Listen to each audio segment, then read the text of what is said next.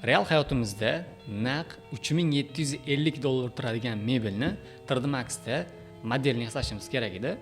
Uyga vazifada men o'sha modelni yasadim. Mana ko'rishingiz mumkin.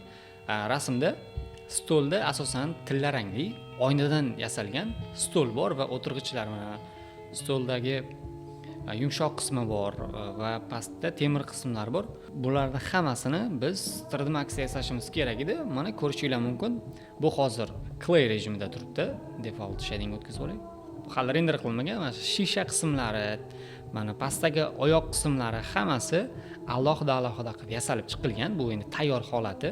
Mana stolga ham e'tibor beradigan bo'lsak, stolni o'zini ham alohida olib ko'rsak, stolimizni ham xuddi mana shu rasmga o'xshab deyarli birga bir qilib yasalgan. Mana bu stolning orqa qayrilgan qismlari, pastdagi oyoqchalari hammasi modelga yaqin qilib yasalgan. Bu oldindan ko'rinishi. Past qismlar temir va o'rtada mana asos bor, oyna bilan temirni o'rtasida ushlab turadigan.